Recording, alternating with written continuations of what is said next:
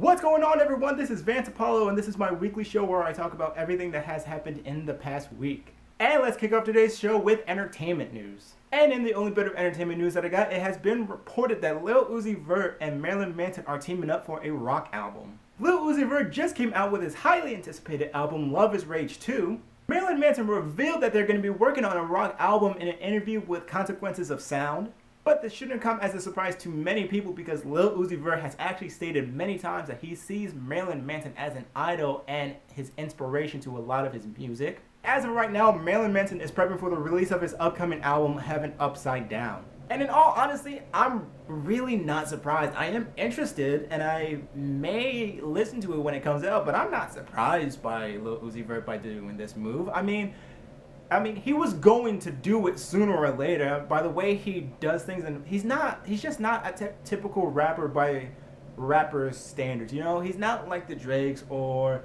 the Lil Waynes or man, I am aging myself, or the Lil Yachty's. He's not really like those type of rappers, but he is his own thing. And after listening to Love Is Rage 2, you don't get the similarities between him and Marilyn Manson on those albums. I mean, Lil Uzi Vert is just his own thing, but at the same time, you can see how he grabs his inspiration.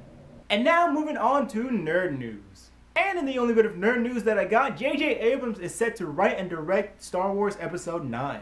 J.J. Abrams will be replacing Colin Trevorrow, who exited the film due to issues with the script. J.J. Abrams helped revive the Star Wars franchise in 2015 with The Force Awakens making $2 billion worldwide.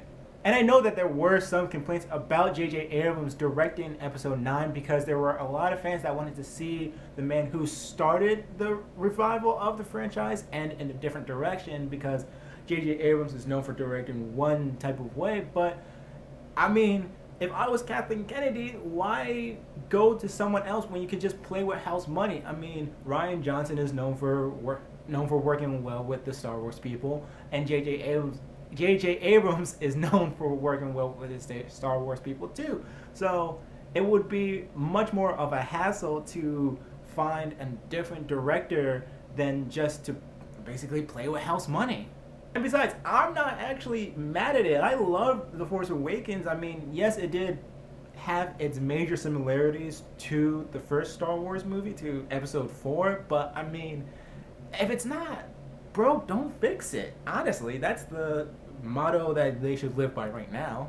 And now moving on to sports news. And in the first bit of sports news, Beth Mowins made history Monday night by being the first female analyst to call play-by-play for Monday Night Football. Beth Mowins was formerly the preseason voice of the Oakland Raiders. She called her game during the second game of the doubleheader between the Chargers and the Broncos last Monday night. She is the first woman to call an NFL game since Gail Sirens did back in 1987 in a regional Seahawks and Chiefs game. Owens will also join former NFL kicker Jay Feely for a regional Browns and Colts game on September 24th. And in the last bit of sports news, the UFC reinstates Daniel Cormier as light heavyweight champion after the Jon Jones ruling. DC was reinstated as light heavyweight champion after the failed drug test by Jon Jones prior to the UFC 214 pay-per-view. The announcement was made shortly after the California State Athletic Commission changed the ruling of the Jon Jones third-round TKO to a no contest. Jon Jones tested positive for the second time in his career for a banned substance by the UFC. And originally, Daniel Cormier didn't even want the championship back because he said he lost it and he wanted to fight for it back. And in my opinion, for Jon Jones, for him doing this for the second time and for all the other trouble he's gotten into, I really don't think he should be allowed back into a UFC octagon. I mean, for having such a great fight and for having what people were calling the fight of the year and possibly the knockout of the year just all be ruined and made the UFC look like a total fool and make the UFC a mockery by taking steroids is just stupid.